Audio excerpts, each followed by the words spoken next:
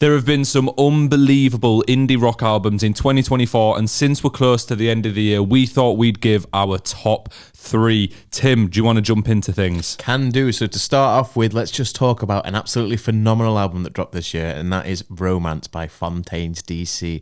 What an absolutely outstanding record. This was a deviation from what we'd heard from them in the past. It was a little bit more shoegazy, and I feel like this might be one that you also have on your list. It is on my list. Fontaines have quickly become one of my favourite bands this year. I already knew of their work previously, but I feel like this new album, Romance, has really put them in a new stratosphere. I think it's been an evolution of the indie and rock sound that we've been waiting for and we've needed for quite a while. So many different moments in there, so many different tracks, but what are your top 3 tracks? So for me, the top 3 tracks of this album would be Here's the Thing, an absolutely chill track. Absolutely chill, that's a great way to describe it. But it's upbeat enough to keep things moving along. It keeps me interested, keeps me hooked. Then we've got Favourite, which I think is probably a crowd favourite. That's just a classic indie banger. There's not much more to say about that. And then obviously Starburster, which is just a phenomenal track in itself. And arguably one of my favourite Fontaines DC tracks, totally. Well, we've got 2 of the 3 same tracks. So I've also got Favourite, lovely little indie number. This is the vibes that I look for from a more typical indie album. We go on to Starburster, which I've also got, which is a bit more angry, that that comes in throughout it. Super good track. It's just unique. I wasn't expecting this when I came into a Fontaines album. And then my 3rd is In the Modern World, which is a more epic kind of movie soundtrack feeling song. But the way that this album skates between different sounds, etc. throughout is truly incredible. Yeah, there's influences on this album from like Pixies, Smashing Pumpkins, even a little bit of Nirvana with songs like Starburster, and I'm all here for it. But let's move off it onto the next album. Which one are you going to talk about? My next pick is a band that have had a very good relationship with Fontaines over the years, supported them on multiple tours, and that is Wunderhorse with their 2nd album, Midas. This album is incredible from top to bottom. I think that this is a really good album listening experience, and I can listen to the full thing and really enjoy it. Similar to the Fontaines, which you just spoke about, there's lots of different vibes on there, maybe a few more acoustic, calm ones, which I really like from Wunderhorse. I do think in comparison to the first album, Cub, it was missing that big, massive banger, that really sing-along, catchy song.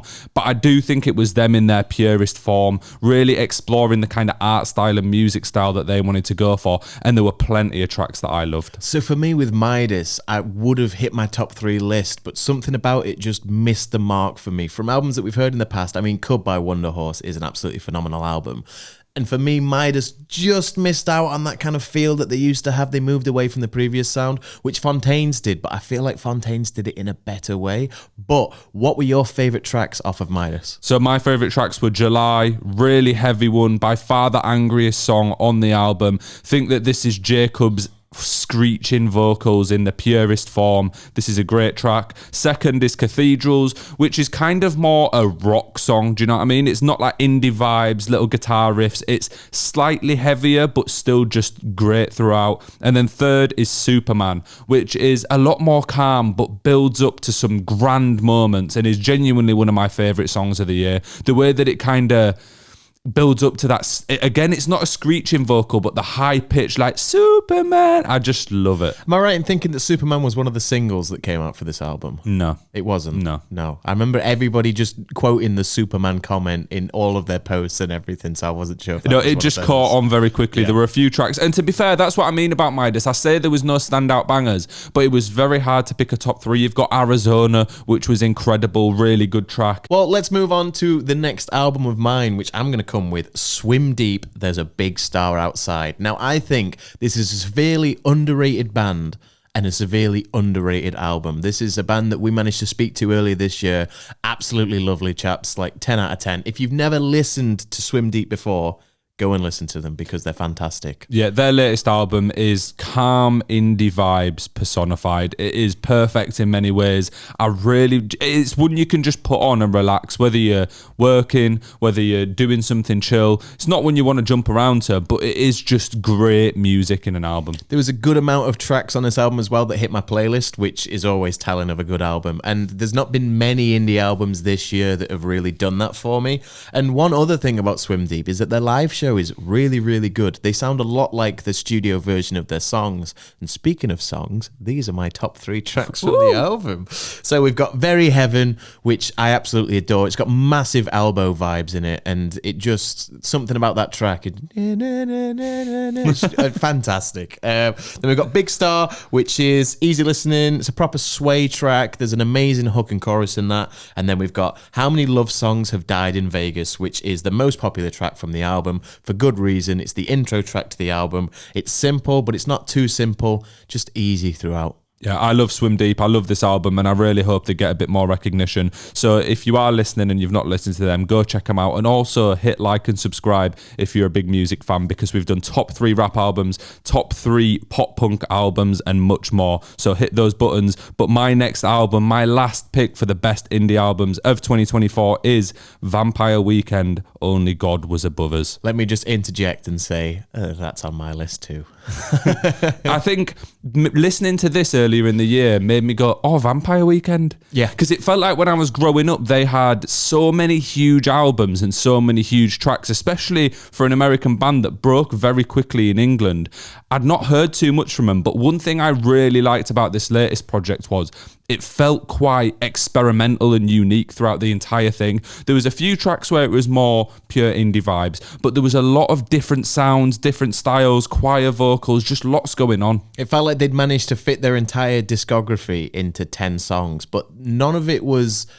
You know, it was a lot of old styles that they'd done in the past, but they added new stuff to it, so it didn't feel like it had been worn out. It didn't feel like they were overplaying it. And honestly, this is a rare zero-skip album. I genuinely think from top to bottom, with there only being 10 tracks, they've really just nailed those 10 tracks perfectly. I was literally about to say it's quite nice to see artists not padding their albums out as much. All 3 of these that I've got on my list are like, 10 to, I think, 13 tracks max, under an hour. It's just like, get the good tracks out. We don't need every single filler thing, every single thing you've done in the studio.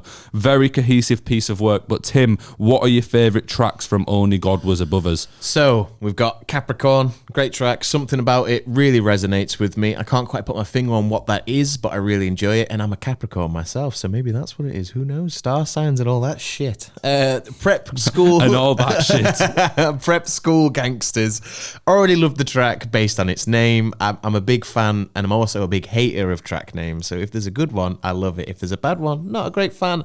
I really enjoy the guitar throughout, and it gives me old school like Vampire Weekend vibes, like they've gone back to their original style. And then Ice Cream Piano, which is the intro track, and honestly, I think it's one of the best indie intros for the year. I think as a first track on an album, this can't be like understated as a phenomenal track. Well, my tracks are pretty different. I've got Classical, which is super high energy, just really liked the unique style, and it had me bobbing my head throughout, which is what I want from an indie track.